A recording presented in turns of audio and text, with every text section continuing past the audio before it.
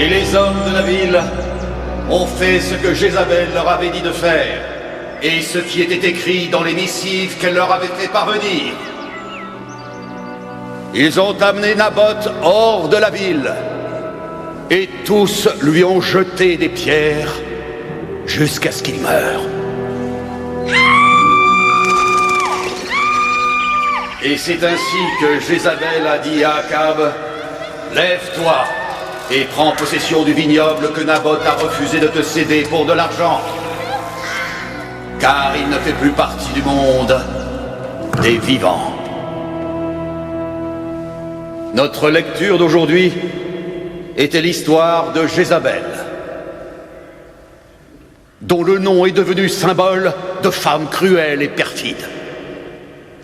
La Jézabel qui est dépeinte dans le livre des rois au chapitre 9 était une femme futile et profane.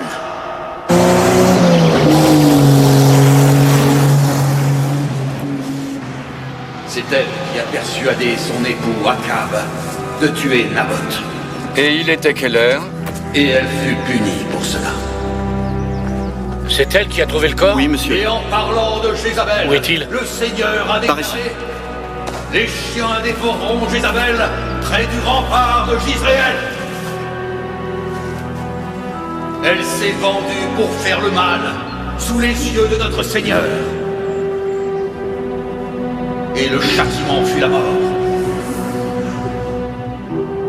Ce Dieu-là est celui de l'Ancien Testament, impitoyable et à la colère vive.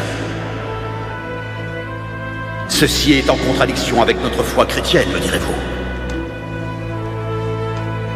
Mais pour toutes les Jézabels de ce monde, la mort est le prix qui doit absolument être payé. Le corps d'Alice Corrigan a été découvert dans les bois de Black Ridge à 10h15 très précisément par mademoiselle Jane Martindale, qui en vacances dans la région faisait une promenade à bicyclette. Elle a eu l'impression que la personne était décédée depuis peu de temps. Impression que le médecin légiste a confirmée après avoir examiné le corps sur place à 11h30. Nous avons plusieurs témoins qui ont affirmé que le fiancé de la victime, M. Edward Deverill, était dans le train qui le ramenait de Londres et que celui-ci n'était pas arrivé avant 10h20. L'enquête qui a été menée nous permet donc de déterminer que le meurtre a été commis par un ou plusieurs inconnus.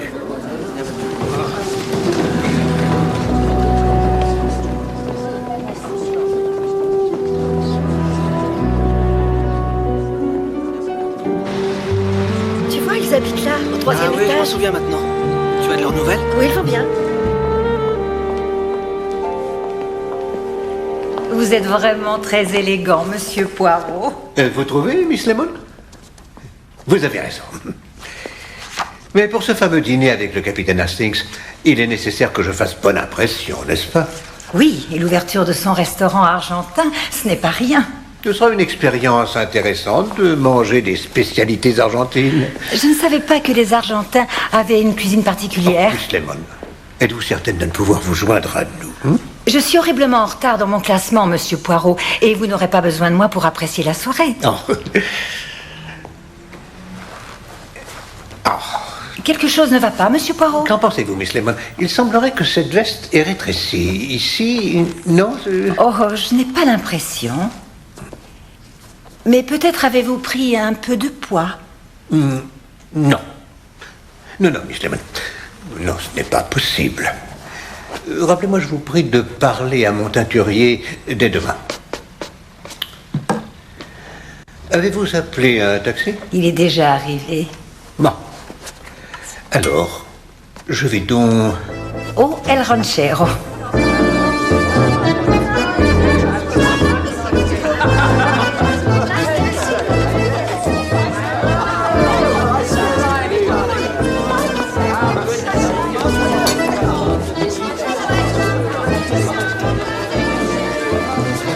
C'est très aimable à vous de m'inviter, capitaine Hastings. Non, au contraire, inspecteur, c'est moi qui vous remercie d'être venu.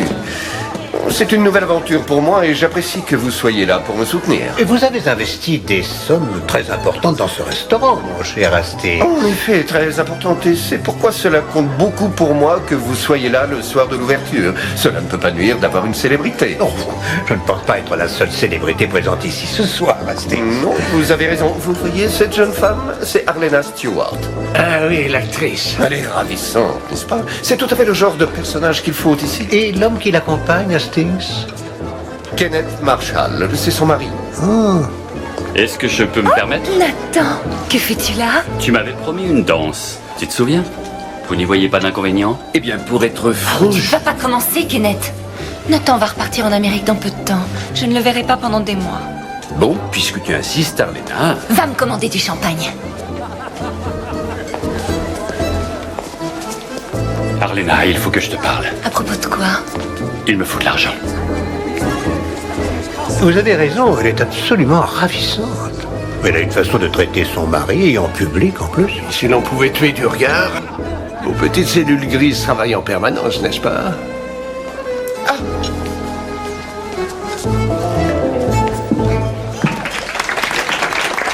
eh bien, bon appétit.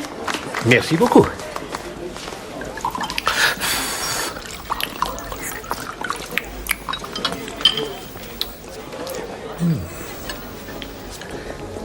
Mais c'est délicieux. Mes félicitations, Hastings. Je n'ai jamais mangé de meilleure soupe.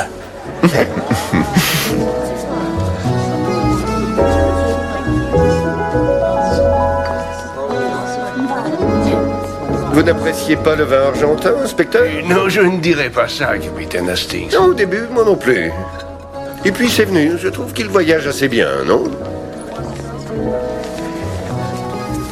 Fait un peu chaud, n'est-ce pas? Non, moi ça va. Je vous resserre un peu de vin? Merci, oui. Inspecteur? Merci. Inspecteur, il faut que je vous parle d'une affaire des plus intéressantes. Est-ce que ça va, Poirot? Oui, mais...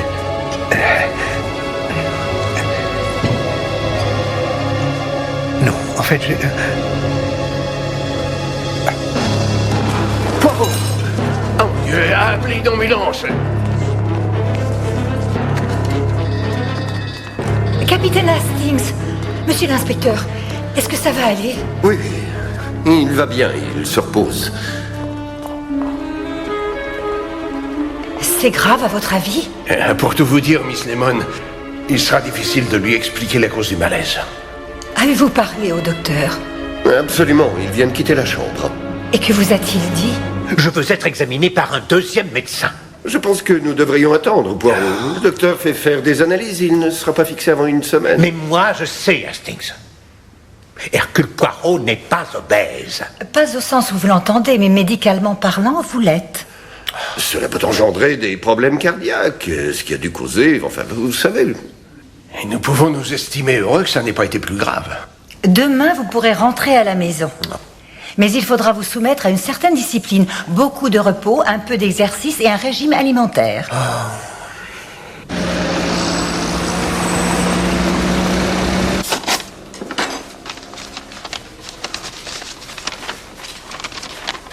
En espérant vous voir bientôt sur pied. Le département médico-légal de Scotland Yard. Et ça, cela vient de l'ambassadeur belge. Il semblerait que tout Londres soit au courant de ce qui s'est passé, Hastings. Encore du courrier, Miss Lemon? Et c'est de la part du docteur. Je l'ai appelé ce matin. Il vient juste de faire déposer ça. L'hôtel Sandy Cove, en plein sur la côte sud. Il y a 2 ans, c'est devenu un centre de remise en forme que tous les docteurs recommandent. Régime draconien par la diète et l'exercice, la mer et le soleil. Non, Miss Lemon, ce n'est pas pour Poirot. Votre docteur et moi ne sommes pas du tout de cet avis. Nous aurions bien pu vous perdre cette fameuse soirée et... Oh, c'est simple, je n'ose même pas y penser. Ce sont les ordres du docteur. Vous avez une chambre pour 2 semaines. Ne vous en faites pas, je suis persuadé que vous adorerez. Il en sera de même pour vous, capitaine. Vous y allez également. Moi? Vous n'espériez tout de même pas que Monsieur Poirot y aille seul.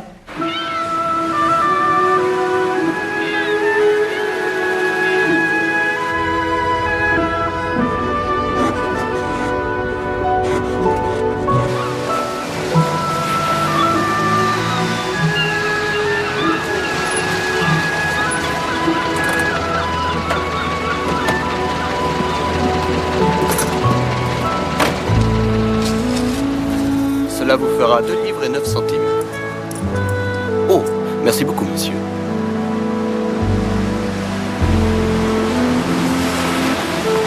Vous avez vu Hastings? L'hôtel est sur une île.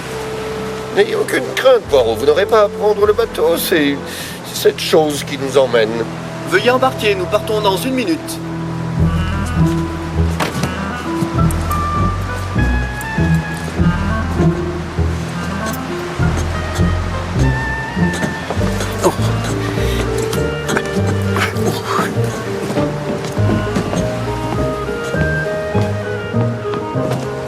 Bonjour. Bonjour. Vous embarquez pour l'île des âmes perdues? Je ne pense pas que ce soit à ce point-là tout de même. Patrick Redfern, ma femme, Christine. Madame?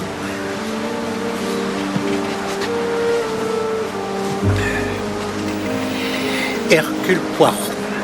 Et mon associé, le capitaine Hastings. Madame, monsieur. Hercule Poirot, le célèbre détective? Oui. Alors il y a des chances pour que nous ayons un séjour animé.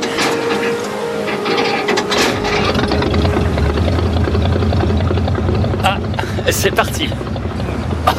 Quelle horreur! Dites-moi, vous n'êtes pas là pour affaire, monsieur Poirot? Non, je viens sur recommandation de mon docteur. Il faut savoir prendre du repos de temps en temps. Rien de tel que l'air de la mer et le soleil. Je prends facilement des coups de soleil, je ne peux pas m'exposer.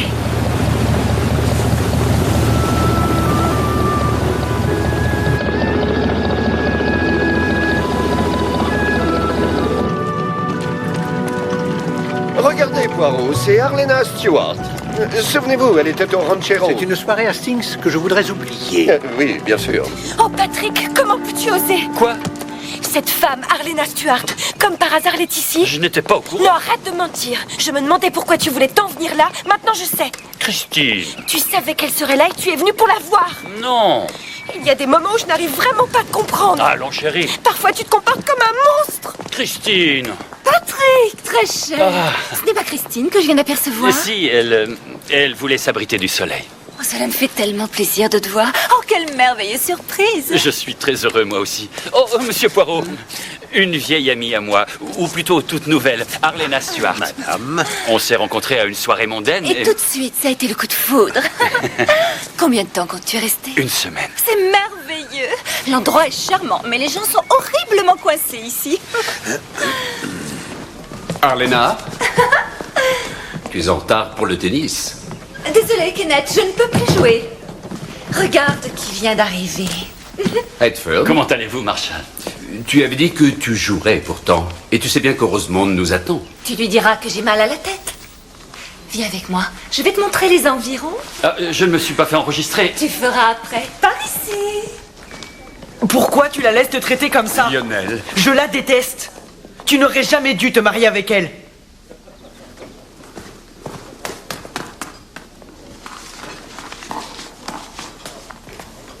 Oui?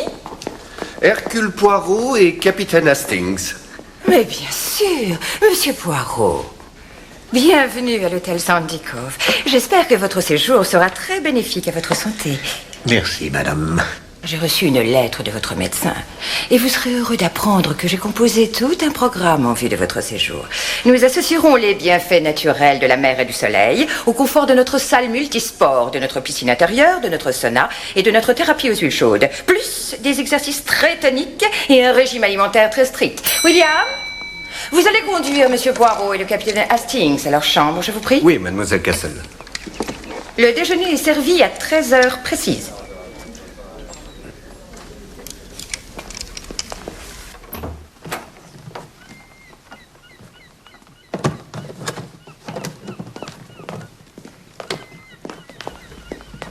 Vous avez vue sur la mer, monsieur. Presque toutes les chambres ont vue sur la mer. Ça vient du fait qu'on est sur une île. Oui, c'est évident. Hein. Si vous avez des achats, il y a des magasins sur le continent, un marchand de journaux, un bureau de poste, un restaurant très correct. Et si vous aviez une petite faim, je peux toujours y faire un saut. D'accord, monsieur? Oui, merci. Hastings... Oh. Tenez. Merci, monsieur. Vous êtes à côté.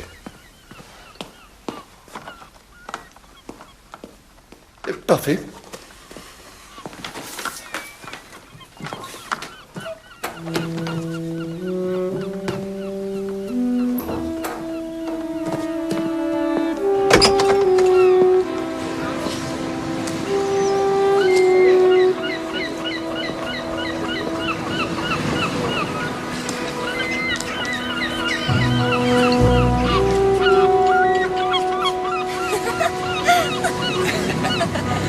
Un endroit pour se baigner par ici? Oh si, il y a un coin charmant en bas, juste là. Nous pourrions peut-être y aller tout à l'heure. Ah oui, sans problème. Ah, je n'en reviens pas. La rue est magnifique. En effet, Hastings, le paysage est très beau. Comment vous sentez-vous, Poirot? Pas trop fatigué après ce voyage? Je me porte tout à fait normalement. Ce n'est pas la peine de jouer les papapoules, Hastings. Mère poule. Merci, Hastings. Et vous, ça va? Oh, ça ne pourrait aller mieux. Oh, le déjeuner.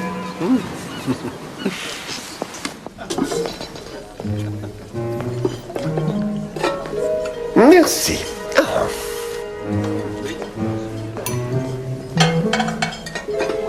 C'est pour votre bien, Poirot. Peut-être, mon ami.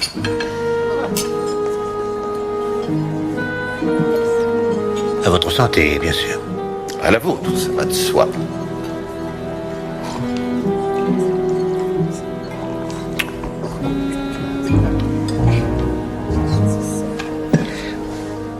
S'il vous plaît. Pourriez-vous me dire ce qu'il y a dans ce verre? De l'eau d'ortie, monsieur. Mademoiselle Cassel ne jure que par ça. Monsieur Poirot. Oh, mademoiselle Darnley, c'est bien cela. Comme c'est gentil de vous souvenir de moi. Nous nous sommes rencontrés en Égypte. Je faisais du tourisme. Vous étiez sur une affaire de meurtre. Bonjour, mademoiselle. Oh, je vous demande pardon. Vous ne connaissez pas mon associé, le capitaine Hastings? Mademoiselle. Capitaine Monsieur. Hastings, mademoiselle Darnley, une couturière de grand renom. Vous plairait-il de vous joindre à nous, mademoiselle? Avec joie. Merci beaucoup. Merci. Je vois qu'on vous a sévèrement puni au niveau des rations. Oui. Vous êtes là aussi pour votre santé, mademoiselle? En partie. Et en même temps, je rends visite à un vieil ami, Kenneth Marshall. L'avez-vous rencontré? Nous l'avons vu, oui, en effet. Il était ce qu'on pourrait appeler un amour d'enfance, il y a bien longtemps maintenant. Et là, nous sommes amis. Il a suggéré que je passe. Connaissez-vous sa femme? Oui, sa première femme, Linda, un vrai ange. Elle est décédée de la typhoïde. C'est très triste. Je ne peux pas dire que je sois aussi proche de Arlena. Merci. La deuxième, madame Marshall. Je vous demande pardon? Oui, vous parliez bien de madame Arlena Marshall. Oui. Eh bien, que puis-je vous dire? Elle est épouvantable avec lui. Et puis elle fait scandale sur scandale. Tenez par exemple cette affaire avec Erskine. Ça en a fait du bruit. C'est un nom qui m'est inconnu. Sir Roger Erskine, un vieux monsieur extrêmement riche, sans la moindre attache. Il la suivait partout comme un petit chien et soudainement il est mort en lui laissant toute sa fortune. Oh. Alors madame Marshall est totalement autonome sur un plan financier. C'est peut-être pour ça que Kenneth l'a épousée. Mais je vais vous dire, monsieur Poirot, cette femme n'est pas quelqu'un de bien. Vous en serez vite persuadé. Tu n'as même pas réussi à m'éclabousser. Arrête. Cette fois, je vois plus rien. Attends, je vais t'aider.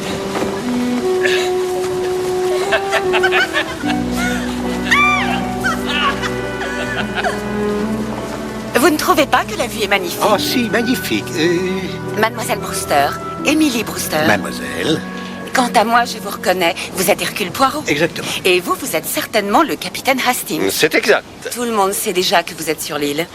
Attendez, ne me dites rien. Un meurtre a été commis et vous pensez que l'assassin, un dangereux psychopathe, se cache parmi les clients de l'hôtel. Non, mademoiselle, je suis là pour ma santé. Je suis terriblement déçue. Néanmoins, si vous vouliez commettre un meurtre, ce serait vraiment l'endroit idéal. Vous croyez cela, mademoiselle? Les gens sont loin de chez eux. Chacun de nous a une raison d'être là. Mais si vous vouliez vous approcher secrètement d'une personne pour en finir avec elle, c'est là que vous viendriez. Mais dites-moi, mademoiselle, qui pourrait être visé de la sorte ici à l'hôtel? Eh bien, disons... Arlena Stewart, peut-être. Je lui planterais volontiers une aiguille à chapeau dans le cou. Et si je tombais sur elle en train de prendre un bain de soleil à la plage, ce serait la plus belle chance de ma vie. Mais qui pourrait avoir envie de commettre un meurtre avec un pareil paysage? Non, détrompez-vous, Hastings. C'est romantique, il est vrai. C'est paisible. Le soleil brille et la mer est bleue. Mais n'oubliez pas, mon ami, que le mal est toujours là sous le soleil. Comment, même ici? Surtout ici. Ce que vous dites est intéressant, monsieur Poirot. C'est presque une citation de l'Ecclésiaste. Oui. Le cœur des fils de l'homme se remplit en eux du désir de faire le mal, et la folie les accompagne jusqu'à la fin de leur vie. Vous êtes un homme d'église, monsieur... Lane. Stephen Lane. J'étais un homme d'église. Et puis, je suis tombé malade. Ma femme, voyez-vous... Enfin, c'est une longue histoire. Mais la raison pour laquelle je suis là, c'est pour ma santé. De toute manière, il n'est pas nécessaire d'être un homme d'église pour reconnaître le mal, monsieur Poirot. Je l'ai sous les yeux. Non, non, tu verras. Et je le reconnais. Tu serais même surprise. Il est réel. Oh, Patrick. Si, je t'assure.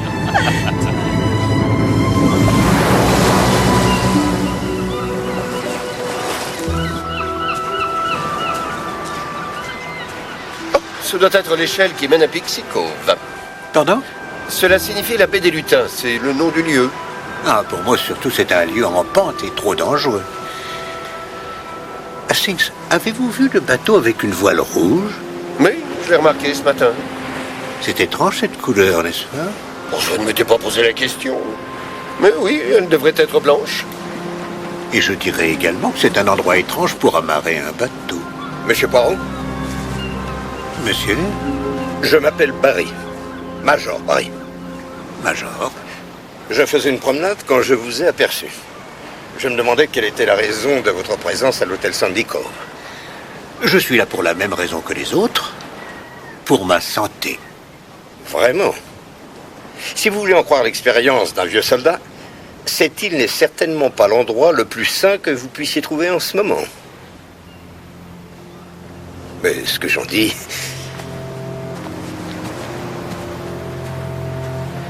Comme c'est étrange. Mes craintes se confirment, Hastings. Ah, mais comment cela? Le major et son avertissement, le pasteur avec le mal sous le soleil, le mari qui regarde sa femme en train de le tromper. Élucider un meurtre est trop souvent le travail de Poirot, mon ami. Alors cette fois, le meurtre est ce que je dois empêcher d'être commis.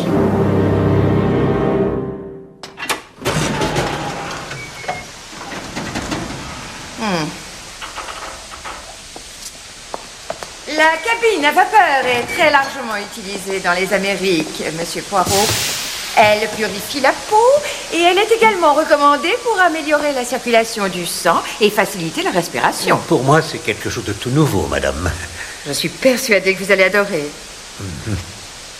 Il n'y a pas la moindre crainte à avoir, je vous assure.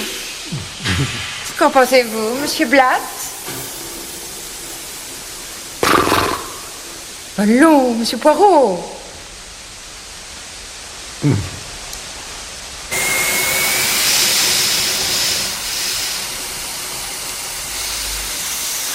Horace Blatt, vous m'en voudrez pas si je vous serre pas la main.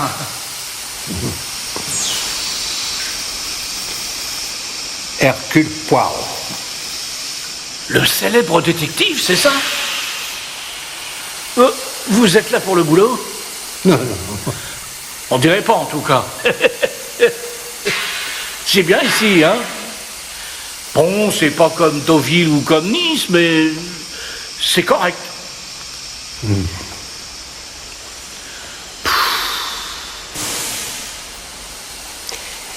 Vous êtes en vacances? Je passe pas mal de temps dans le coin. Je navigue. Vraiment, c'est un truc formidable. Vous me verrez sûrement en train de faire trempette. Oui, c'est vous qui avez le bateau avec une voile rouge. Eh oui. L'hôtel, c'est mon camp de base. C'est pratique pour mes affaires. Et que faites-vous comme affaire, monsieur Blatt? Oh, un peu de ci, un peu de ça. Alors comme ça, vous êtes le célèbre Hercule Poirot. Vous allez rire. Je croyais que vous étiez claqué.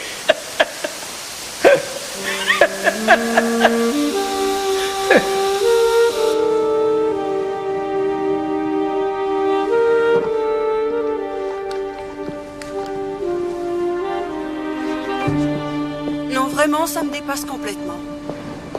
Pourquoi ne demandes-tu pas le divorce? Tu ne peux pas comprendre.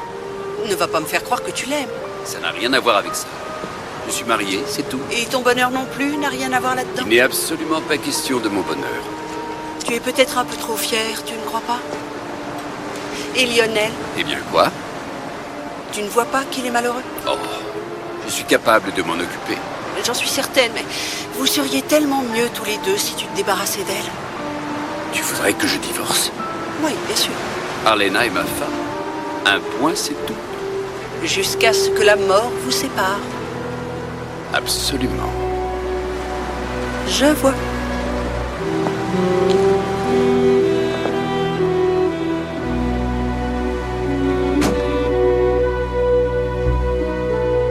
Tu n'aimes pas?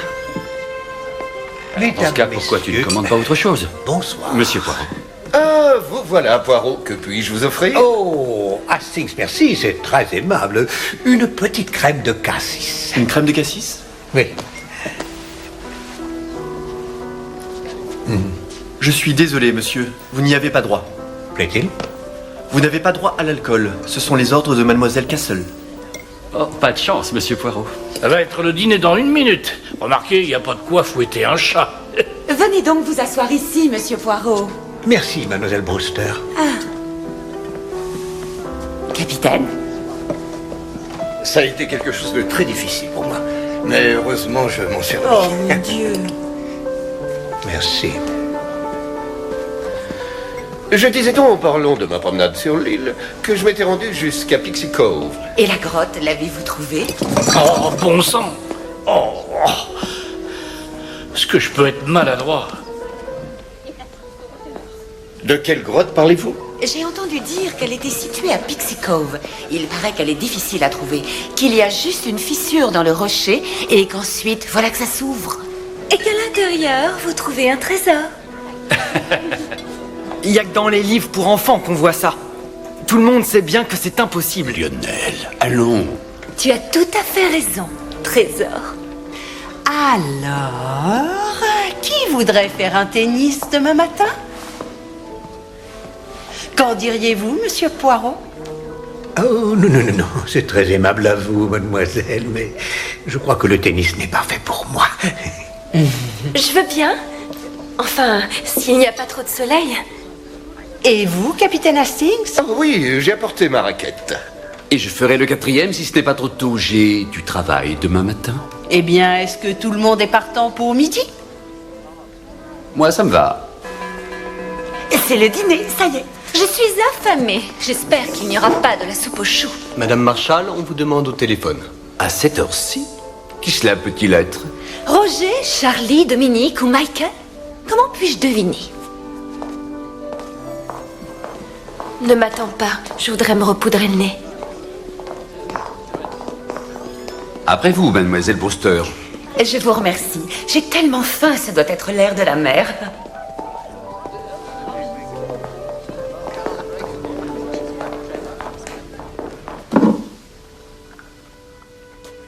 Allô? Oui, c'est Simon. Oh, bonsoir. Oui.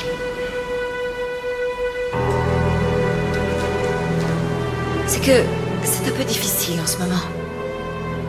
Oui, bien sûr.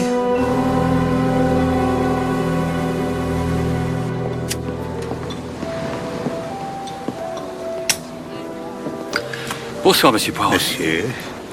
Alors, ce dîner? C'était, comment dirais-je, pas très substantiel. Oui, c'est vrai. Merci infiniment. Monsieur Redfern, puis-je vous demander ce que vous faites dans la vie? Je suis journaliste. Ah, vous écrivez pour les journaux. C'est ça, la rubrique mondaine. Je fais ça en freelance, tant que ça rapporte. Alors je suppose que vous n'êtes pas là pour votre santé. Non, je suis venu pour m'amuser, mais Christine, par contre, c'est différent. Ah, bien sûr. Madame Redfern, vous avez une femme tout à fait charmante, monsieur, et qui, j'en suis certain, est très éprise de vous. C'est réciproque. Je suis ravi de l'entendre. Monsieur Poirot, qu'essayez-vous de me dire? Uniquement ceci, monsieur Redfern. Je me demandais s'il était réellement nécessaire que vous ayez une aventure avec Arlena Stewart sans même prendre la précaution de vous cacher de votre part. Mais qu'est-ce que ça veut dire? À qui avez-vous parlé, monsieur Poirot? Non, à mademoiselle Darnley ou à ce pasteur fêlé? Sous prétexte qu'une femme est séduisante, tout le monde doit la traiter comme une traînée. Monsieur Redfern, j'essaie simplement de prévenir certains événements qui me font grand peur. Écoutez, vous feriez peut-être mieux de vous mêler de vos affaires.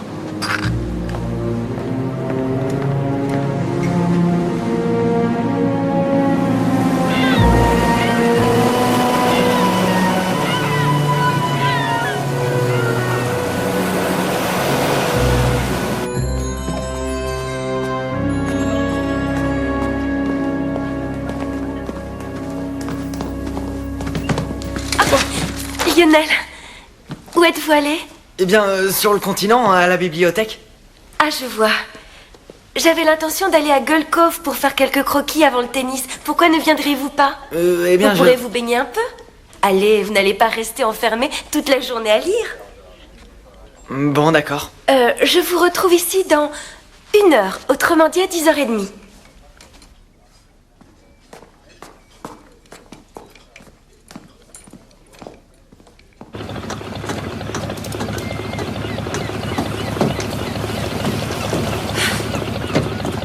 Je vous remercie.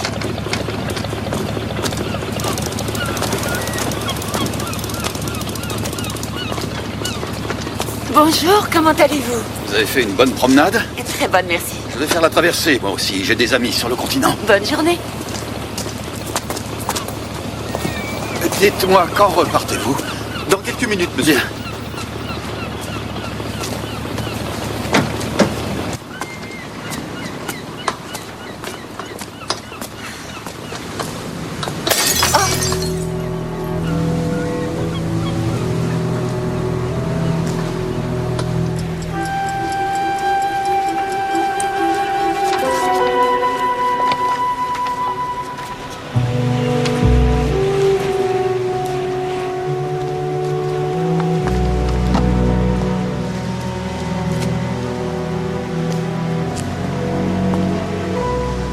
Ça va, Poirot? Je vous remercie, Hastings. Ne serait-ce pas le bateau de Monsieur Blatt? Oh, je crois que si.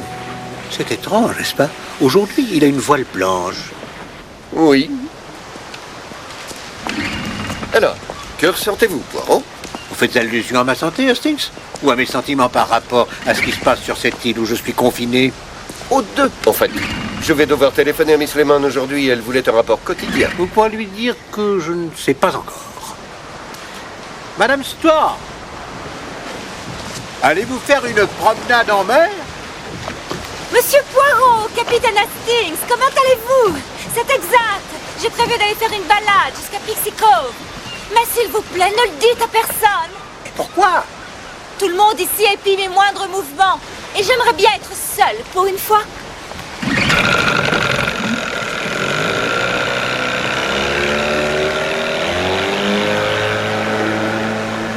J'en doute beaucoup.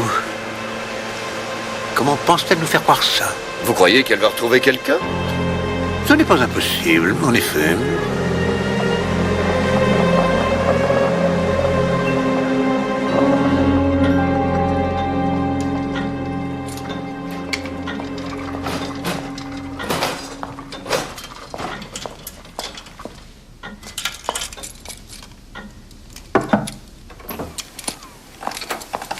Oh, veuillez m'excuser, monsieur. Désolé, pourriez-vous revenir plus tard? J'ai un travail important à finir.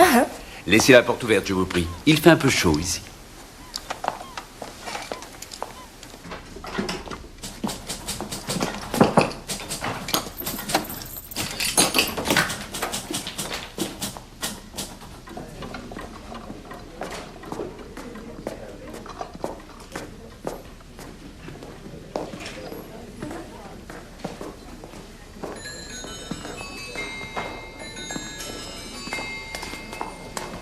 Vous êtes prêt? Oui. Alors allons-y.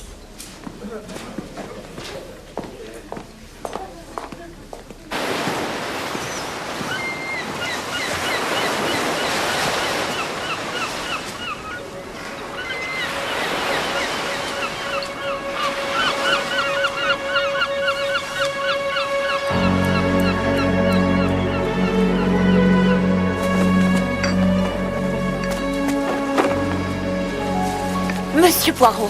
Oh, mademoiselle Brewster. Il vient de se passer quelque chose de très surprenant. Comment cela, mademoiselle? Je revenais de ma promenade à bicyclette, 8 km aller et retour sur la côte. Et figurez-vous que quelqu'un a jeté une bouteille qui m'est presque tombée dessus. Une bouteille? Je pense que oui. Ce que je peux vous dire, c'est que ça a été jeté d'une À fenêtre. quel endroit était-ce, mademoiselle? Juste là, sur les marches de l'escalier qui va à l'hôtel. 11h15, je vais devoir me changer. Pardon? Oui, je fais un tennis à midi. Je dois me préparer. Avez-vous besoin de quoi que ce soit? Non, non, merci, mon ami. Bonjour. Bonjour. Vous n'avez pas vu... Pardon? Non, c'est pas grave. J'avais envie de faire le tour de l'île en bateau. Je suppose que ça ne vous dit rien de venir, monsieur Poirot. Non, non, merci. Absolument non. Poirot et la mer ne sont pas compatibles, voyez-vous. Je veux bien venir. Mademoiselle Cassel conseille vivement la musculation pour améliorer la musculature. Ah, vous prendrez les rames dans ce cas.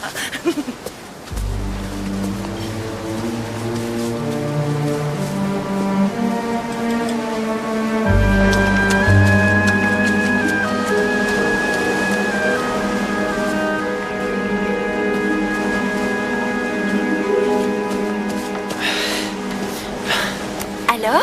Elle est chaude. Vous devriez venir. Je ne suis pas très bonne nageuse. Auriez-vous l'heure par hasard? Bien sûr.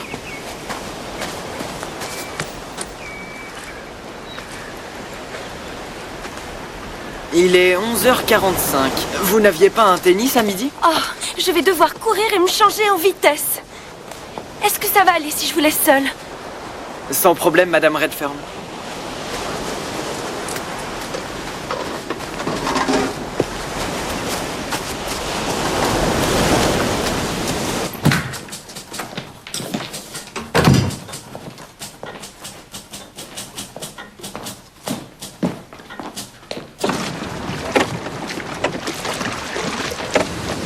Regardez, il y a quelqu'un sur la plage. On dirait Madame Marshall. Oui, c'est vrai. On ne va pas s'arrêter, j'espère. On n'est pas pressé, on a tout le temps. Je vais juste la saluer.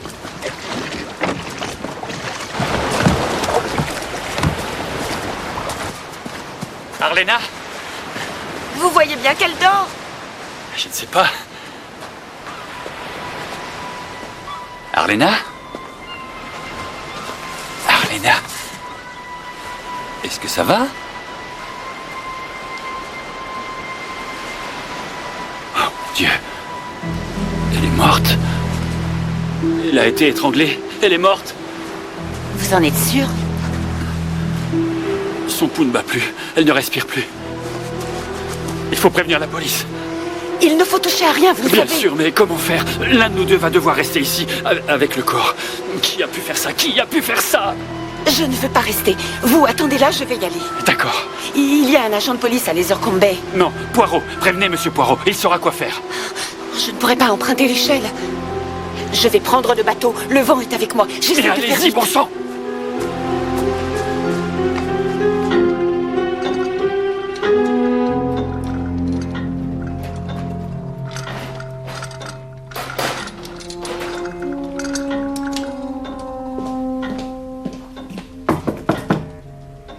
Monsieur Marshall?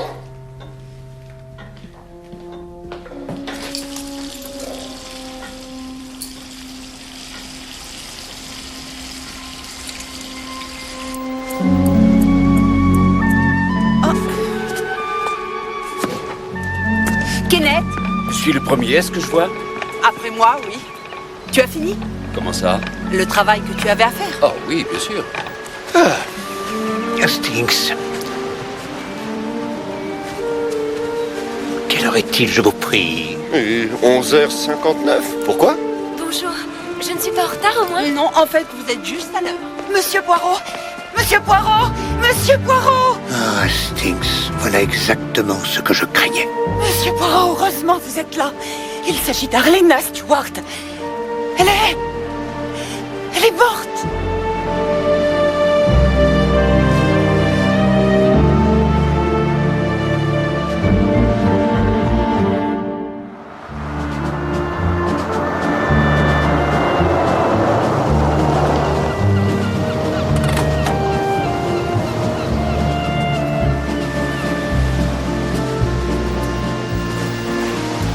Bon, où est le corps? Là-bas, de l'autre côté, monsieur. Où est-ce qu'on prend le bateau?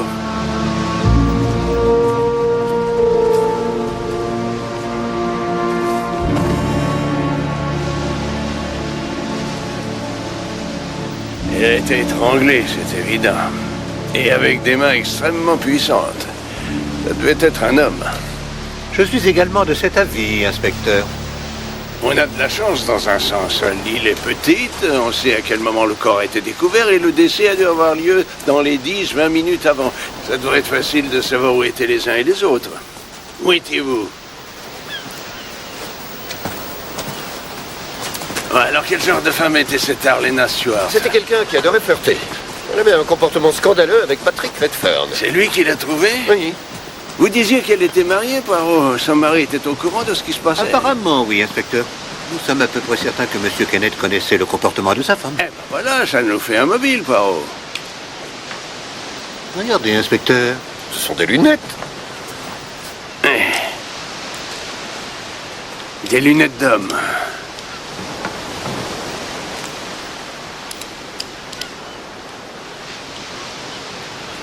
Ou bien d'adolescent.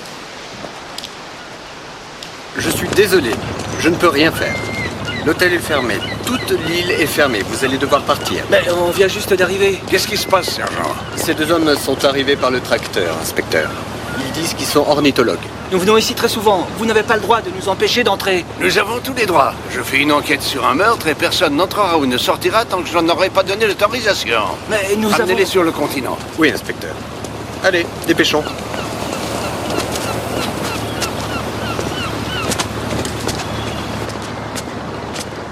Qu'est-ce que vous cherchez, Poirot?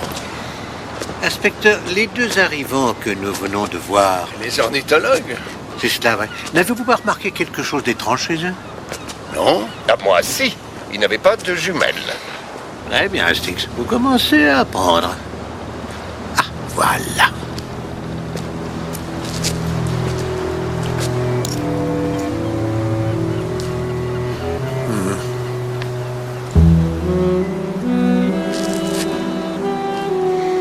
Et vous voyez? Je vois que c'est un morceau de verre. Quelqu'un a lancé une bouteille sur Emily Brewster ce matin. À votre avis, d'où cela provient-il? Un flacon pharmaceutique? Qui contenait un liquide marron. Mais il n'a pas d'odeur.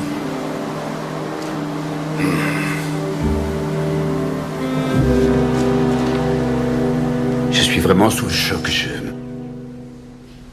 Je ne sais pas quoi dire. Arlena, comment est-ce possible? Qui aurait pu faire ça? Vous êtes marié depuis combien de temps, monsieur Marshall? Cela fait 4 ans. Vous étiez heureux? Oui. Si vous le permettez, monsieur Marshall, quelle est votre opinion sur monsieur Redfern? Aucune, non, vraiment. Et pourtant, la relation qu'il entretenait avec votre épouse... Il n'y avait pas de relation. Tout ce que vous avez pu entendre n'était que des ragots, rien de plus. Quand avez-vous vu madame Marshall pour la dernière fois? Après le petit déjeuner. Je suis allé la voir dans sa chambre. Ah, vous faisiez chambre à part? C'est exact. Il était environ 10 heures et elle a dit qu'elle allait se rendre à la plage. Oui, nous l'avons vu juste après 10 heures. Et qu'avez-vous fait ensuite, monsieur Marshall? J'avais du courrier à faire, je suis resté ici dans ma chambre à taper à la machine jusqu'à midi et je suis sorti pour ma partie de tennis. C'est à ce moment-là que j'ai appris la nouvelle. Une dernière question, si vous le permettez, monsieur Marshall. Reconnaissez-vous ces lunettes?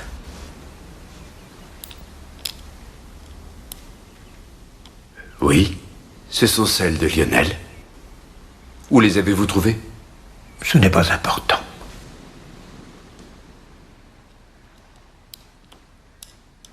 Pourriez-vous nous conduire à la chambre de votre femme? Oui. Il n'y a pas grand-chose. Je ne crois pas que vous trouviez quoi que ce soit dans ces bouteilles. Oui, mais c'est une bouteille qui a été lancée d'une des fenêtres de l'hôtel, inspecteur. Elle aurait pu venir de cette chambre. Comment pouvez-vous être sûr qu'elle a été lancée? Quelqu'un aurait pu la laisser tomber. Tiens, un télégramme pour Arlena. Il vient de New York, il est daté d'il y a 3 jours. Allez-y. Envoie l'argent dès maintenant ou tu y perdras énormément, Nathan. C'est tout. Nathan, ça me dit quelque chose. C'était le nom du jeune homme avec lequel elle a dansé quand nous étions à votre restaurant. El Ranchero. Oui. C'est un peu menaçant. J'aimerais bien lui parler. Mais il est en Amérique. Et moi, je préférerais parler à Lionel Marshall. Je ne vois pas pourquoi vous voulez me poser des questions. C'est vrai, je n'ai rien à voir dans tout ça. Je ne sais rien du tout. Pouvez-vous nous dire ce que vous avez fait ce matin? Oui, j'ai pris mon petit déjeuner, je suis allé à la bibliothèque. Sur le continent? Oui, c'est ça. Je révise pour mon examen de chimie. Et quand je suis revenu, je suis tombé sur Madame Redfern. Elle a vu le livre et elle a voulu savoir ce que c'était. Continuez. Elle m'a proposé de venir nager avec elle, à Gull Cove. Je me suis baigné jusqu'à midi moins le quart. C'est vraiment précis tout ça. Elle m'a demandé l'heure et j'ai regardé ma montre. Je me suis baigné encore un peu et je suis allé à l'hôtel. Je me disais que j'avais dû rater mon émission à la radio. Mais en fait, il était seulement 12h10 quand je suis arrivé. Monsieur Lionel, je sais que ce n'est pas facile pour vous, mais je vais vous demander de bien vouloir me dire quels étaient vos sentiments envers votre belle-mère. Ça pouvait aller. Vous ne voyez pas qui aurait pu avoir envie de la tuer? Ça nous aiderait beaucoup, Lionel. Eh bien, déjà, Madame Redfern, je ne sais pas, mais il n'y a qu'à regarder le comportement de son mari avec Arlena. Elle a dû avoir envie de la tuer. Bien que comme ça, elle n'en avait pas l'air. Vous voulez dire qu'elle n'était pas violente? Oui, c'est ça. Et est-ce que c'est terminé? Je peux y aller maintenant? Oh non, une dernière question, si vous le voulez bien. Je n'en suis pas certain, mais ne serait-ce pas vos lunettes, par hasard? Mais si, c'est ma vieille paire de lunettes. Donc vous ne les portez plus? Non, j'en ai de nouvelles, mais je gardais celles-là en dépannage. Où les avez-vous trouvées? Ah non, ce n'est pas important. Je vous remercie 1000 fois. Vous pouvez y aller maintenant.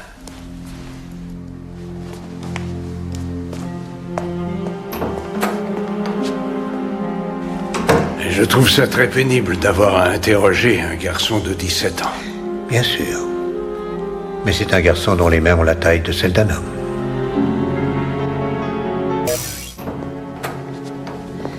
Oh, mademoiselle, s'il vous plaît. Oui, monsieur? Vous êtes au courant, n'est-ce pas, que nous faisons une enquête sur le meurtre d'Arlena Stewart? Oui, monsieur. C'est horrible ce qui est arrivé. Je n'arrive toujours pas à y croire.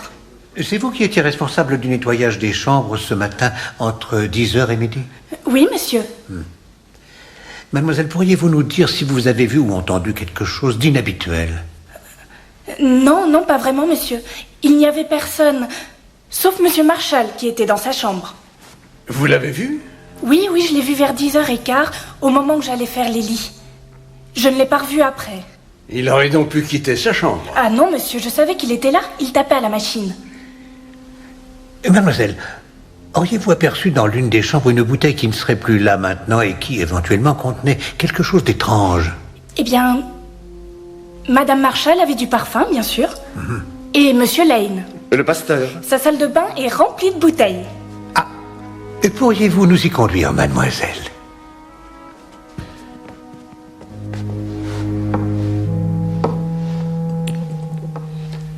Où est Lane? Il semblerait qu'il soit sur le continent avec des amis à lui. À votre avis, inspecteur, quel est ce liquide marron? C'est la morphine. Y a-t-il autre chose, monsieur? Non, non, je vous remercie, mademoiselle. À moins que... mademoiselle. À moins que vous n'ayez observé quelque chose d'inexplicable ou de curieux, quelque chose de différent des autres jours. Je n'ai rien qui me vienne à l'esprit. En fait, si, il y a quelque chose. Mais ce n'est sûrement pas important. Dites-nous. Eh bien, juste avant midi, j'ai cru entendre quelqu'un qui faisait couler un bain et j'ai trouvé ça bizarre que quelqu'un prenne un bain à cette heure-là. De quelle chambre cela venait-il? Je ne pourrais pas le dire, monsieur. C'était quelque part à cet étage, mais ça aurait pu être n'importe où. Si on a fait couler un bain juste avant midi, c'était donc 20 minutes après la découverte du corps. Exactement, Hastings. C'est étrange, n'est-ce pas? Des bouteilles cassées, des bains qui coulent. Le problème avec vous, Poirot, c'est que tout est toujours si compliqué. Madame Redford. Ah, monsieur Poirot, je vous attendais. Je suppose que vous voulez savoir ce que j'ai fait ce matin? S'il vous plaît, madame. Je vous demanderai de bien vouloir commencer dès l'instant de votre réveil. Eh bien, j'ai pris mon petit déjeuner. Je suis tombée sur Lionel. Lionel Marshall, qui revenait de la bibliothèque. Oui, c'est cela. Je lui ai proposé de passer un moment avec moi pendant que je dessinais. Nous sommes restés ensemble à Gull Cove jusqu'à exactement midi moins le quart. Je lui ai demandé l'heure et il a regardé sur sa montre.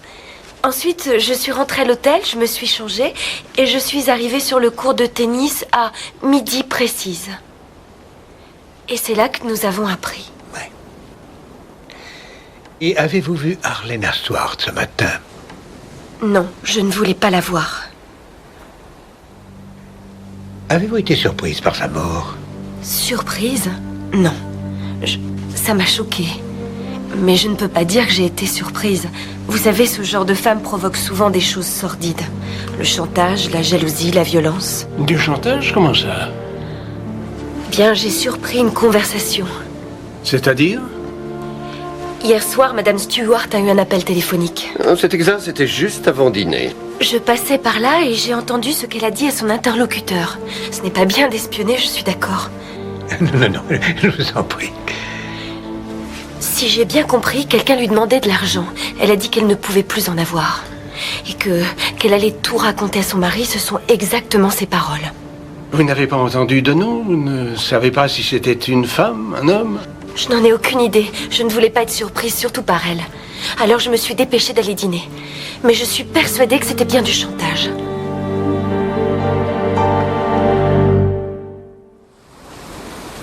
Du chantage, ça doit être lié au télégramme que vous avez trouvé. Nathan, l'homme de New York. Il semblerait, oui.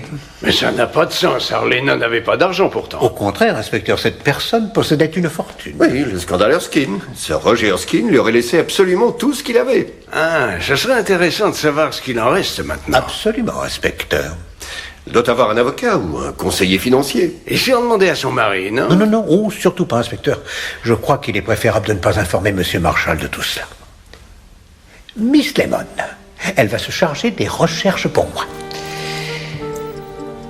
Et de toute façon, je devais l'appeler.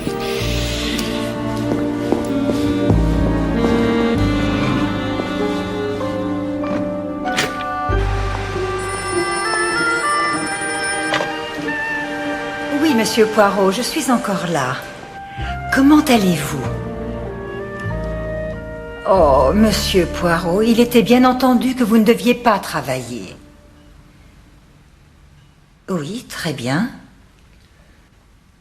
Bien sûr. C'est d'accord, je m'en occupe dès demain matin.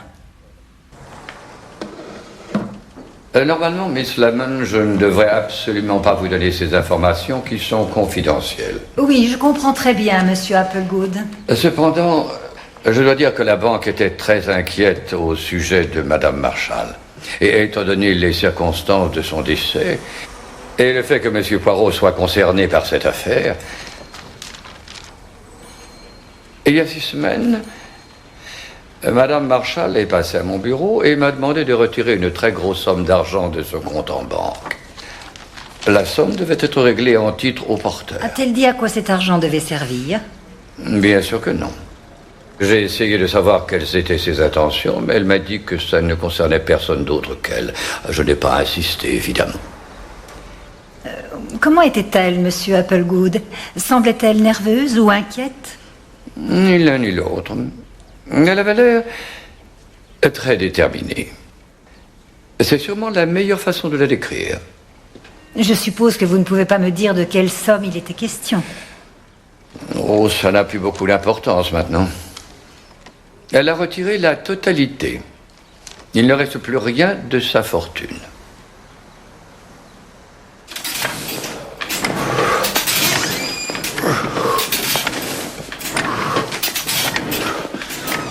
Monsieur Redfern.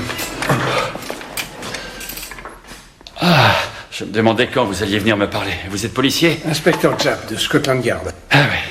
Pour être honnête, je trouve un peu étrange que vous vous comportiez comme si rien n'était arrivé. Vous voudriez que je fasse quoi? Toute cette histoire est tellement horrible. Vous oubliez que c'est moi qui l'ai trouvée. Ah, j'essayais de penser à autre chose. Monsieur Redfern, pensiez-vous trouver Madame Marshall hier sur la plage de Pixie Cove? Non. En fait, je la cherchais quand je vous ai rencontré sur la terrasse. Mais je ne savais pas où elle était allée. Pour quelle raison vous la cherchiez? C'est pas facile à expliquer. Au contraire, Monsieur Redfern, je crois que l'explication est très simple. Vous étiez amoureux de Madame Marshall. Je n'étais pas amoureux, j'avais le béguin. J'espère que vous réalisez que ce béguin pourrait bien être la cause du décès de Madame Marshall. Comment ça? Et si son mari était au courant de la situation? Quoi? Il l'aurait étranglée? C'est pas le genre de Kenneth. Et c'est le genre de votre femme? Ah, Christine n'avait rien à voir là-dedans. Si elle avait dû tuer quelqu'un, c'est probablement moi qu'elle aurait tué. De toute façon, c'est impossible. Comment pouvez-vous en être aussi sûr, monsieur? Parce que j'ai vu son cadavre. Voilà pourquoi. Et ça ne pouvait être qu'un homme. J'ai vu ce qui avait été fait à son cou. C'était des mains d'homme. Vous le savez, tout comme moi. Mais je veux simplement aller sur le continent pour me changer les idées, juste 1 heure ou 2. Non, désolé, madame, je vous la confisque. Mais oh, Monsieur Poirot, est-il vrai que personne n'a le droit de sortir de J'ai l'île? donné des instructions pour que tout le monde reste ici jusqu'à la fin de mon enquête. Mademoiselle Brewster, je désirerais vous demander quelque chose. Ah oui? Nous avons parlé tous les deux d'Arnella Swart la veille où son corps a été découvert. Ah oui, je me demandais quand vous alliez me parler de ça. Et vous avez déclaré? Que je serais ravie de lui planter une aiguille à chapeau dans le cou. Je ne parlais pas sérieusement.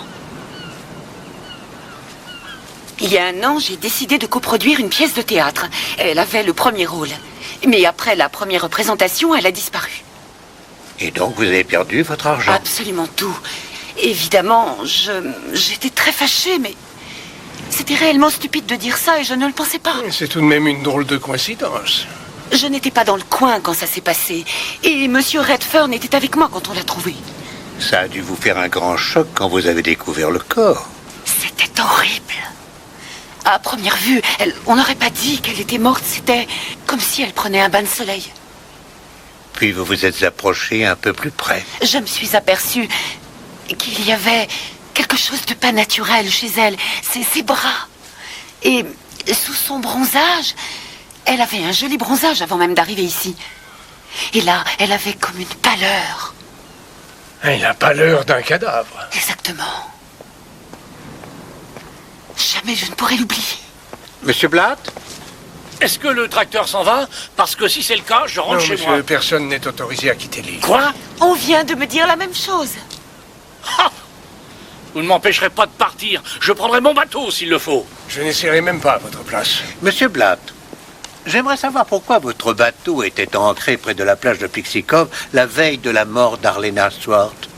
Il n'y était pas? Nous l'avons vu tous les deux.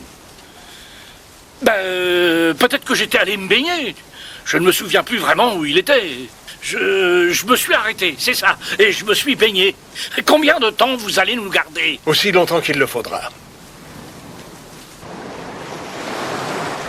Je n'arrive pas à le croire. Une 2e fois?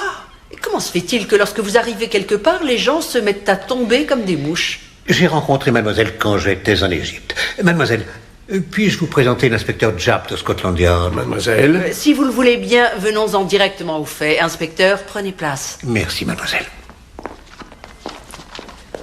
Je suppose que vous voulez savoir ce que je faisais au moment du crime? Et si vous n'y voyez pas d'inconvénient? Je l'ai mis sur papier. Cela nous fera gagner du temps. Merci beaucoup. Petit déjeuner à 9h, départ de l'hôtel à environ 9h30, marche à pied jusqu'à Sunny Ledge, arrivé à 10h moins le quart. Sunny Ledge? Oui, c'est au sommet des falaises. De là, on voit très bien Pixie Cove. En fait, on voit toute la plage, la fameuse grotte, absolument tout. Et avant que vous me le demandiez, c'est exact, j'ai vu Arlena arriver dans son petit bateau à moteur. Mais je n'ai rien vu d'autre. Et vous êtes rentré à l'hôtel à 10h moins 10 et arrivé sur le court de tennis 10 minutes après. C'est bien cela? C'est bien cela, inspecteur. Mademoiselle Darnley, vous nous avez parlé de la vue que vous aviez de Pixie Cove et de la grotte que vous pouviez apercevoir. C'est exact. Ce n'est pas évident d'apercevoir l'entrée de là-bas. Elle est cachée, mais on peut la distinguer. C'est vrai. Alors, cette grotte est donc bien réelle. Mademoiselle Brewster en parlait l'autre soir. Bien sûr qu'elle est réelle. Elle est juste là. Merci.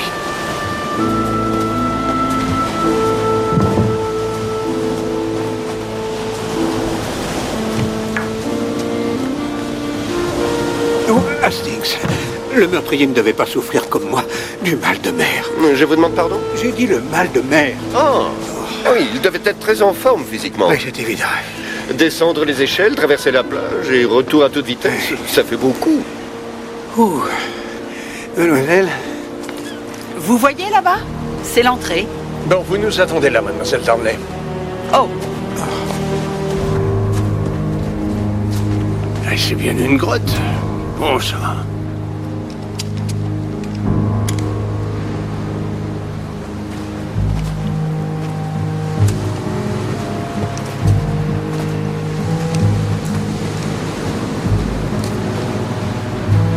Rien là-dedans.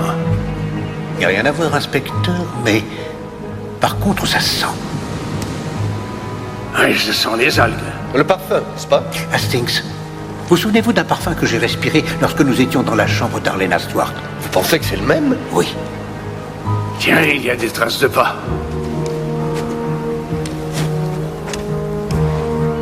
Chaussures plates, sans talons, en toile, du genre espadrille. Et où ces traces de pas conduisent-elles, inspecteur? Ah, c'est un cul-de-sac. Attendez une minute.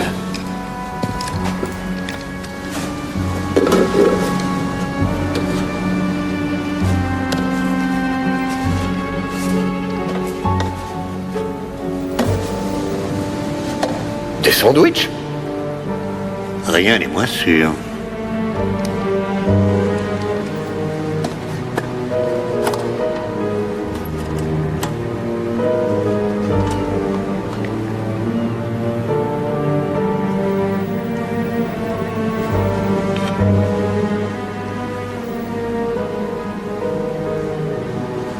C'est de l'héroïne.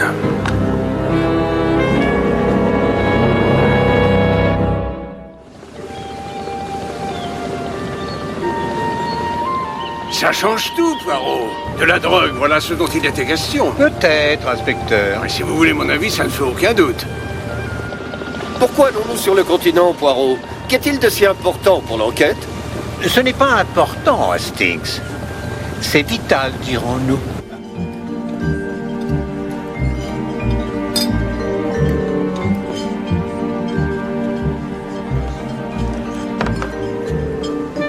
Alors, voilà, monsieur. Voyez-vous, Hastings, les petites cellules grises sont comme l'armée de Napoléon. Oh, elle marche si on a le ventre plein? Oui. Et pour monsieur? Merci. Alors, vous avez une idée, Poirot? Oui, il est vrai, inspecteur, que la découverte d'une grande quantité d'héroïne près de l'endroit où Arlena Stewart a été tuée pourrait laisser penser que c'était le mobile du crime. Vous avez senti son parfum dans la grotte, c'est ce que vous disiez. Oui. Eh ben voilà, elle entre dans la grotte, tombe sur l'héroïne et réalise qu'il doit y avoir un trafic de drogue sur l'île. Et on l'a étranglée pour l'empêcher de parler. Non. Une question, inspecteur. La grotte est sombre et peu accueillante, non? Pourquoi entre-t-elle? Est-elle victime de chantage?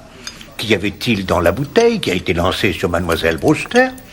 Et comment se fait-il que les lunettes de Lionel Marshall étaient au pied des échelles? Une dernière chose, je me demande ce qu'il y avait dans le livre qu'il lisait.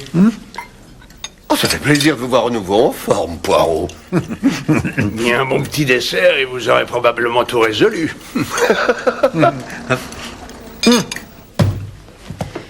Lionel Marshall, un jeune homme en vacances sur l'île. On va voir ça. Je vous dis ça tout de suite.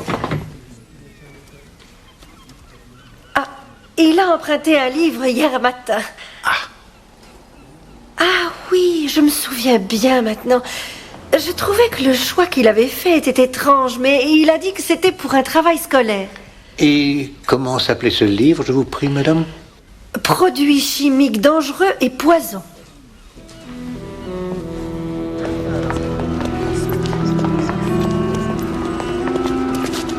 Ah, excusez-moi.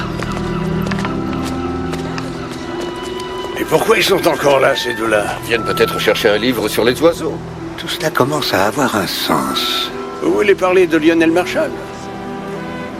Et une chose est sûre, c'est qu'il n'y avait pas beaucoup d'amour entre sa belle-mère et lui. On sait qu'il voulait l'empoisonner? Oui, mais finalement, il s'est servi de ses mains. Oh, tout de même, il a 17 ans. Hastings, ne serait-ce pas Monsieur Lane? Il y a quelque temps que nous ne l'avons pas vu. Il n'était pas à l'hôtel la nuit dernière. Il sort de la pharmacie, il avait déjà plein de produits dans sa chambre. Voyons cela. Monsieur Lane. Monsieur Poirot? Êtes-vous au courant de ce qui s'est passé sur l'île? Oui. C'est affreux. Les gens en parlaient à la pharmacie. Vous allez peut-être rentrer à l'hôtel? Oui. Nous vous accompagnons.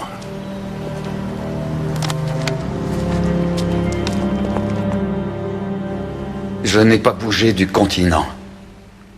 À aucun moment je ne l'ai approché. Je n'ai absolument rien à voir dans cette histoire. Pourquoi n'êtes-vous pas rentré la nuit dernière? Parce que j'ai dîné avec un ami. L'évêque d'Exmouth. Il se faisait tard et il a proposé que je passe la nuit chez lui. Et pour quelle raison êtes-vous venu sur cette île, Monsieur Lane?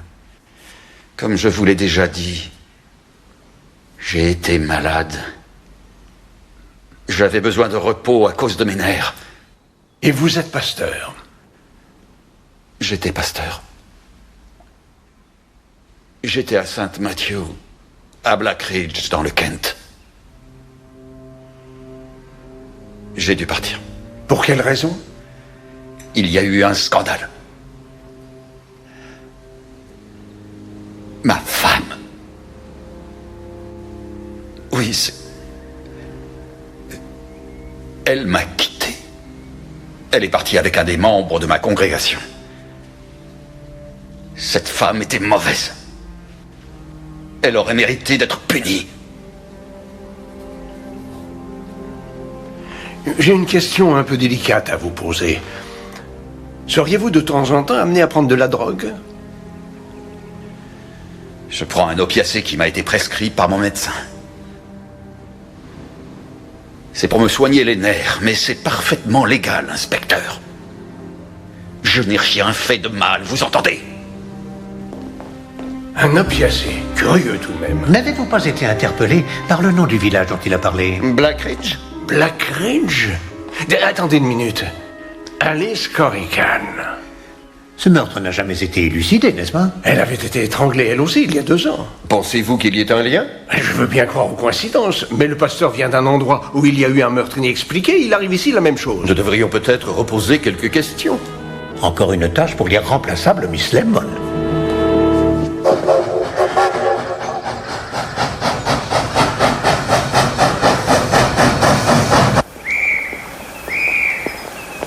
Merci. Miss Lemon? Monsieur l'inspecteur. Weston, Charles Weston, je vous en prie.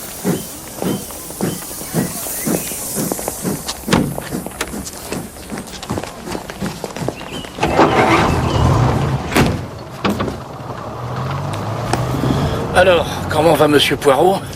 Il devait prendre du repos, c'est tout ce que je peux vous dire. J'aimerais beaucoup le rencontrer. J'ai souvent entendu parler de lui. Tenez, regardez, c'est l'église Saint-Mathieu.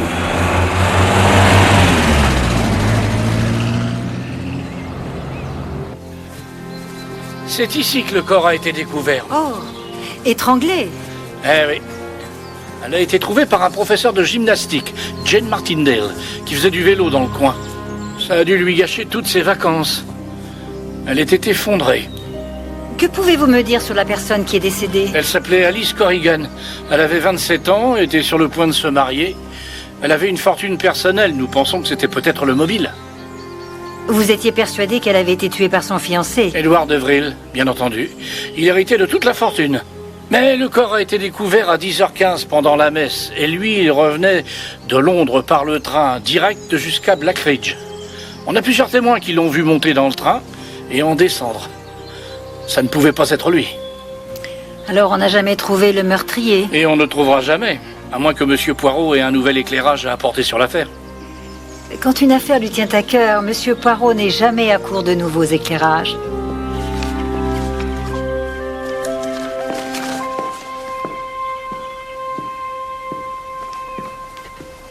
Monsieur l'inspecteur. Monsieur?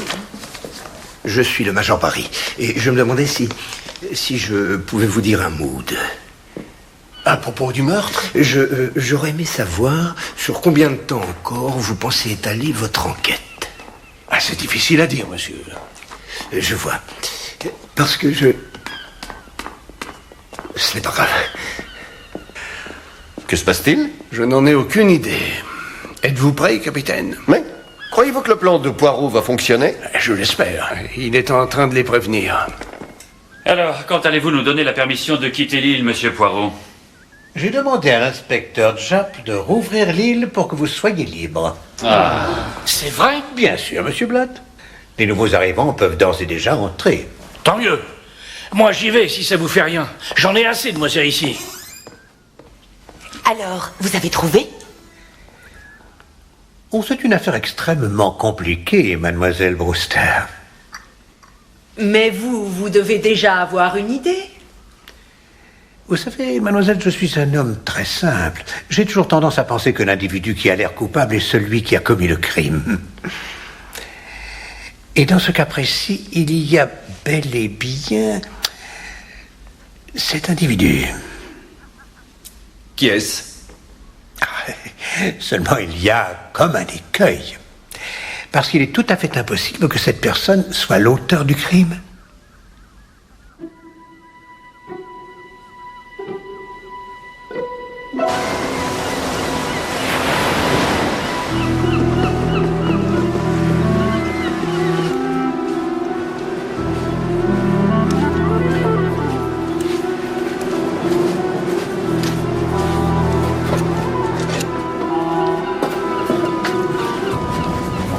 Poirot avait raison. Oui, comme toujours. Alors, messieurs les ornithologues, je ne sais pas s'il y a beaucoup d'oiseaux qui font leur nid par ici, hein? Qu'est-ce que vous voulez?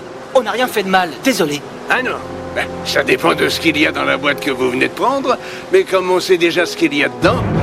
Attention, n'approchez pas. Ne faites pas l'idiot. Vous n'allez pas vous servir de ça. J'ai des hommes partout sur cette île. Vous mentez. Vas-y, tue-les et on se tire de là. Je suis inspecteur à Scotland Yard. Posez cette arme. Vas-y, tire. Attendez. Est-ce que ça va? Imbécile. Ne le laissez pas filer. Allez hop, on se lève. Arrêtez-le, vite. Je suis policier, comme vous. Je travaille avec Scotland Yard pour les affaires de drogue. Comment ça, vous êtes l'un des nôtres? Mais pourquoi personne ne m'a rien dit? Désolé, mais je devais rester incognito. Oh, bouge plus. J'étais navré de vous avoir tenu à l'écart de cette façon, monsieur Poirot. J'étais en place ici depuis des mois. J'avais peur que vous fassiez tout rater. Je ne m'en suis pas formalisé. Enfin, je les ai eus, c'est le principal. Vos deux ornithologues.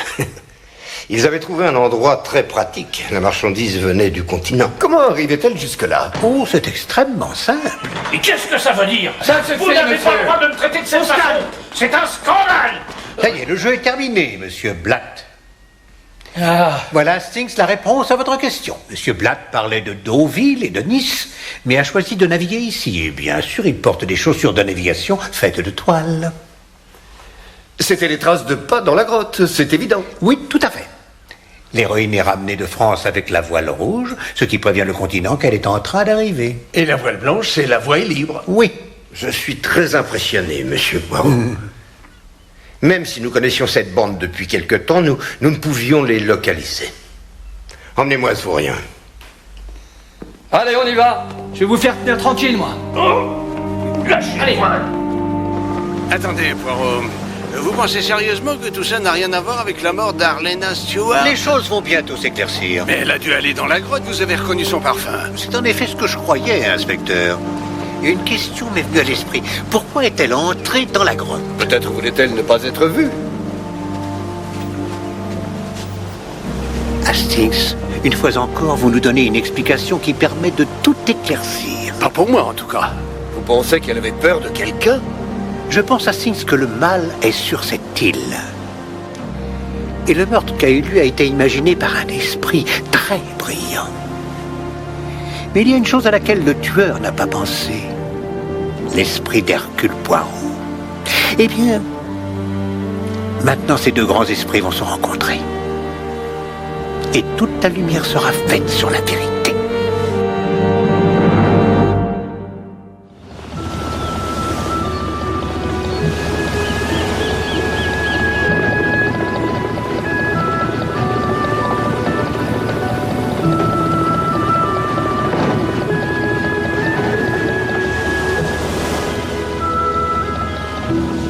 Mes félicitations, Miss Lemon. Vous avez fait un travail extraordinaire. Et d'après vous, les décès d'Arlena Stewart et Alice Corrigan seraient liés? J'en suis persuadé, inspecteur. Les deux femmes étaient jeunes, elles ont été étranglées, l'une avait un fiancé, l'autre avait un mari, mais aucun des deux n'a pu commettre ce crime. Edward Devril parce qu'il était dans le train, Kenneth Marshall parce qu'il tapait à la machine. Oui, c'est exact. Tout le monde est réuni dans la salle à manger, Poirot? Non. Le moment est arrivé. Allez. Je suis prêt. Et mesdames et messieurs, certains d'entre nous sont venus ici pour leur santé, pour faire de l'exercice, pour prendre des vacances. Ou pour commettre un meurtre. J'étais moi-même ici pour raisons physiques, mais ce n'est pas mon corps que j'ai fait travailler, non. Ce sont mes petites cellules grises. Comment ce crime, en apparence aussi impossible, a-t-il pu être commis?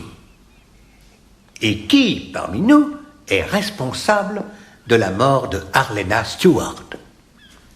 Oh, vous le savez, je suppose. Oui, bien sûr, mademoiselle Hercule Poirot, c'est tout. La pauvre Arlena, pour Monsieur Lane qui la regardait s'ébattre sur la plage, était l'image du mal. Du mal sous le soleil. Il n'est pas nécessaire d'être un homme d'église pour reconnaître le mal, monsieur Poirot. Je l'ai sous les yeux. Et je le reconnais. Il est bien réel. Mais, de mon point de vue, le mal était lié d'une autre façon à Arlena Stewart.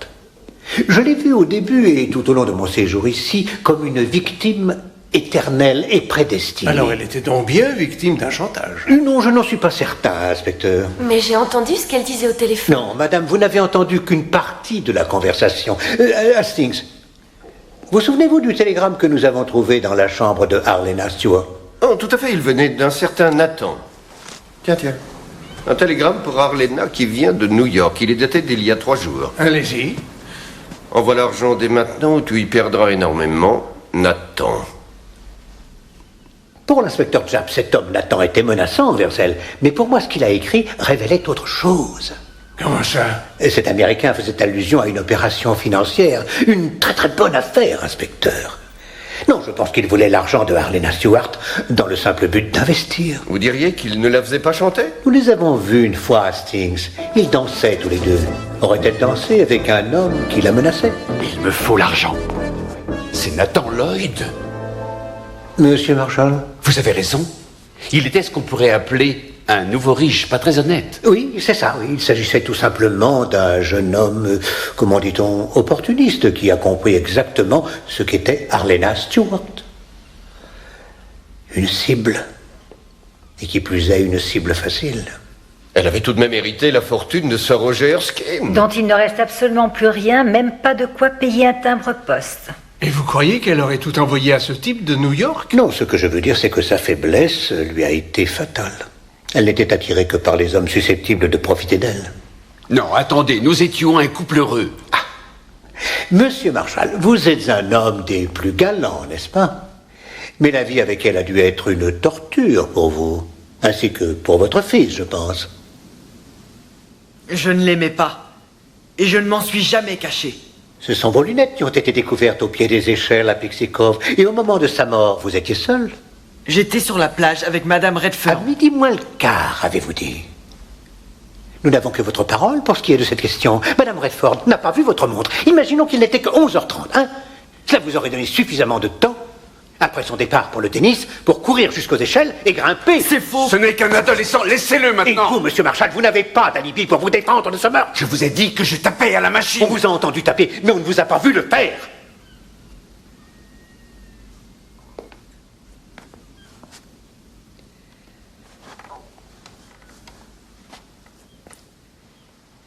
Depuis le début, j'ai la conviction qu'une personne et une seule est responsable de ce crime.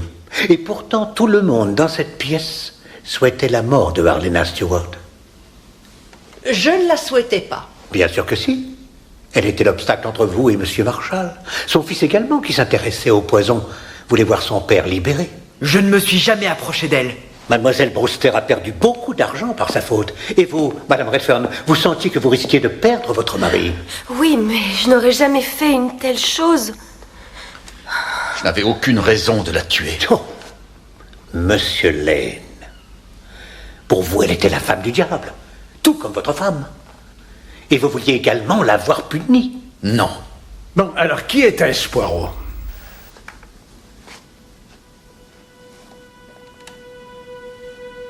C'est la personne qu'elle allait rejoindre ce jour-là à la plage de Pixie Cove. J'avais envie de faire une promenade jusqu'à Pixie Cove. Mais s'il vous plaît, ne le dites à personne. Et pourquoi? Tout le monde ici épie mes moindres mouvements. Et j'aimerais bien être seule pour une fois. Hastings et moi-même avons tout de suite compris. Il est évident qu'elle avait rendez-vous. Oui. Elle avait rendez-vous avec vous. Monsieur Redfern. Non. Mais si. J'ai su qui vous étiez la toute première fois que je vous ai vu. Un homme sans scrupules, trompant et escroquant les femmes riches. Comme Nathan Lloyd, et comme tous les hommes qu'elle attirait, vous en avez fait votre proie. Dites ce que vous voulez, c'est n'importe quoi. Mais ça ne pouvait pas être Redfern, c'est lui qui l'a découverte. En apparence, oui, monsieur l'inspecteur. Mais que diriez-vous si le corps qui a été découvert par monsieur Redfern ce jour-là n'était pas en fait celui de Arlena Stewart? C'était bien elle, monsieur Poirot. Je l'ai vue de mes propres yeux. Non, mademoiselle Brewster, vous avez vu ce que l'on voulait que vous voyiez. Et je vais vous expliquer comment a été perpétré ce crime des plus ingénieux. À 9h30, Christine Redfern persuade Lionel Marshall de l'accompagner. Lionel, où étiez-vous? À la bibliothèque. Elle voit le titre du livre. Sur le continent. Oui, je vois. Elle sait qu'il déteste sa belle-mère et il n'est pas difficile de voir ce qui se passe dans sa tête. Vous pourriez m'accompagner? C'est que... Vous vous baignerez? Allez. C'était un plus tout à fait inespéré. Bon, d'accord. Très bien. Je vous retrouve ici dans 1 heure. Tout ce qui avait été pensé, pesé, imaginé pouvait maintenant démarrer. Le minutage devait être parfait. Et pour commencer, Madame Redfern retourne à sa chambre et s'applique sur la peau, qu'elle a très pâle, un produit pour la brunir. Elle aura maintenant une jolie peau bronzée. Mais d'abord, elle devra se débarrasser de la pièce à conviction qui sera perdue dans les buissons au pied de l'hôtel. Seulement, c'était une erreur de jeter la bouteille par la fenêtre. car il se trouve que mademoiselle Brewster, qui passait tout près de l'hôtel, à ce moment-là, a vu la bouteille tomber. C'est un débris de cette bouteille contenant encore du liquide marron que j'ai découvert. Vous avez vu? Maintenant, Christine Redfern Vous êtes prêt? peut aller à son rendez-vous avec Lionel Marshall. Elle quitte l'hôtel vêtue de vêtements de plage très larges et qui couvrent complètement le produit qu'elle a sur le corps. Bonjour. Bonjour. Est-ce que vous auriez vu... Pardon? Non, c'est pas grave. Au même moment, M. Patrick Redfern m'annonce qu'il n'a pas la moindre idée de l'endroit où se trouve Arlena Stewart. À la plage de Gull Cove, pendant que Lionel Marshall se baigne dans la mer, il est facile pour Mme Redfern de subtiliser ses lunettes et de changer l'heure de sa montre.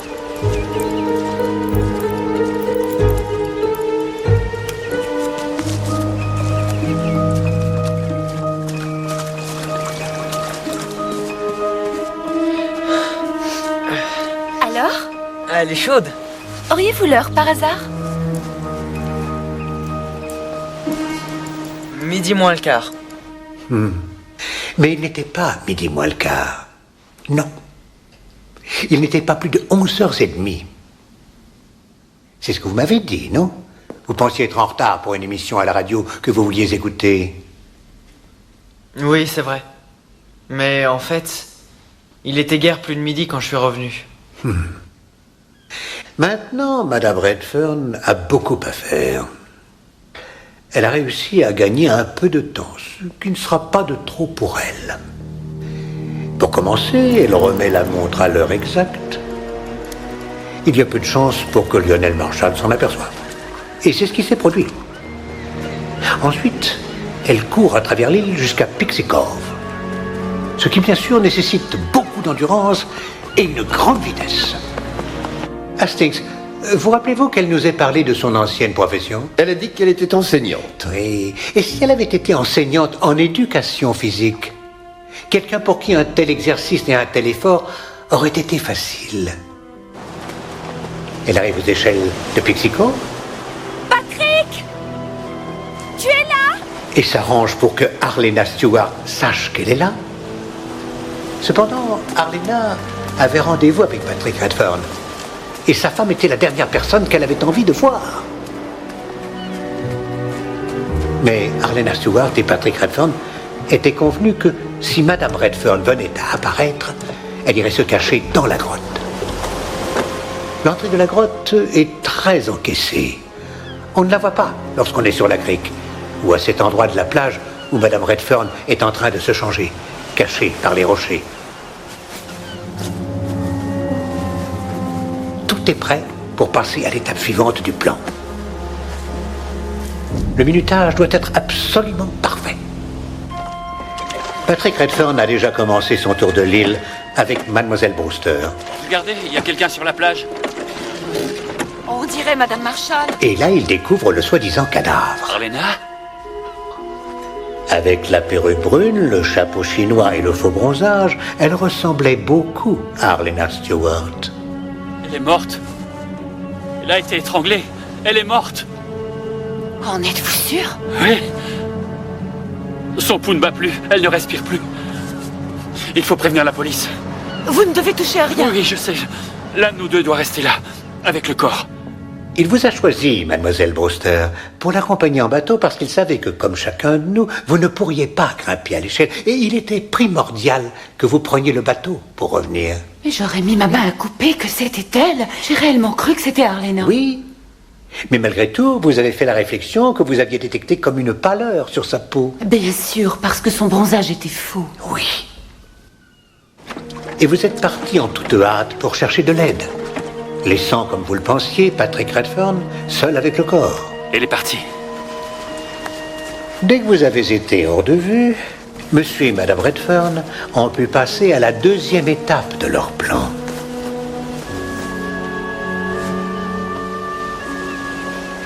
Christine Redfern retourne à l'échelle et elle jette les lunettes qu'elle avait subtilisées à Lionel Marshall. Elle sait qu'il sera soupçonné de meurtre et totalement impliqué dans l'affaire. Pour le reste du monde, Arlena Stewart est déjà morte. Et monsieur et madame Redfern ont des alibis indiscutables. Mais pour Arlena Stewart, la fin est encore à venir. Arlena? Chérie? Me voilà. Elle est partie. Christine est venue. Je me suis cachée dans la grotte, comme tu m'avais dit. Oublie Christine.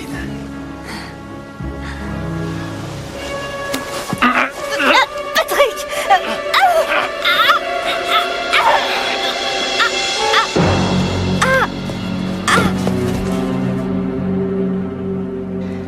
La belle Arlena. C'était une très bonne actrice, mais une femme des plus sensibles. Les hommes la courtisaient pour son argent, comme cet Américain, Monsieur Nathan Lloyd. Mais c'est Monsieur Patrick Redfern qui a été le meilleur. Qui était mieux placé qu'un journaliste écrivant dans les rubriques mondaines pour investir? Elle lui confie donc absolument tout son argent, mais bien sûr, il n'y a rien à la clé. Et à partir de ce moment-là, son destin est scellé. Il prend son argent et il la tue. Ouais, c'est ça, inspecteur Chap. Et maintenant, le reste est très simple. Christine Redfern revient à l'hôtel. En toute hâte, elle quitte ses vêtements d'extérieur. Et maintenant, elle doit enlever le produit qu'elle s'était mis sur le corps pour paraître bronzée. Elle doit donc prendre un bain. Et c'est ce qu'entend l'employé d'étage qui continue son travail. Maintenant, il est midi et toutes les tâches qui devaient être accomplies sont achevées. Et ni monsieur ni madame Redfern ne pouvaient avoir commis le meurtre. Je ne suis pas en retard, n'est-ce pas? Pas du tout, vous êtes juste à l'heure. Monsieur Poirot! Monsieur Poirot! Il s'agit d'Arlena Stewart. Elle est morte.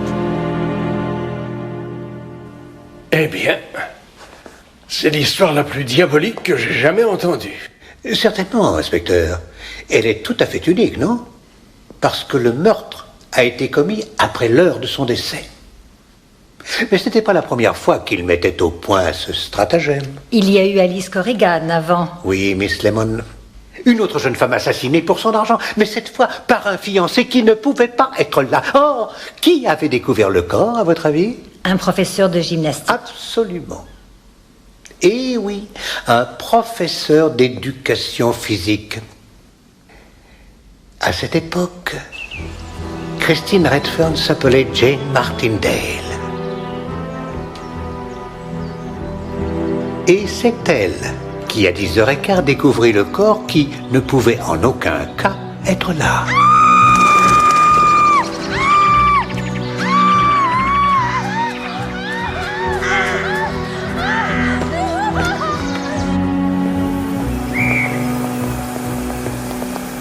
Le véritable meurtrier, qui se fait appeler Edward Devril, arrive par le train de Londres à seulement 10h20 et se presse pour rejoindre sa fiancée à qui il avait donné rendez-vous. Là encore, le minutage est parfait. Car Alice Corrigan est étranglée après que son corps ait été découvert. Étranglée par vous, Monsieur Redfern. Mon Dieu. Alors, Jane Martindale, Edward Devril, étaient Monsieur et Madame Redfern. Un couple dont les proies étaient de jeunes femmes riches. Monsieur Lane, je sais que vous n'avez pas été bien, que vos nerfs vous ont fait des misères. Mais peut-être bien que le mal que vous avez vu l'autre jour sur la plage était le même que celui que vous avez aperçu au tribunal 2 ans plus tôt. Cette enquête nous permet donc de déterminer qu'il s'agit d'un meurtre commis par une ou plusieurs personnes inconnues. Oui. Il est différent maintenant. Mais c'était lui. Très bien. Monsieur Poirot. Merci.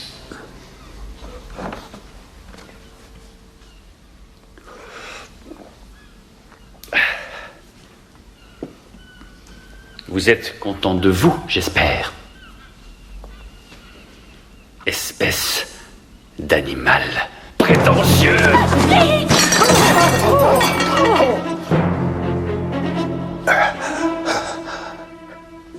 Le visage du mal sera toujours le même.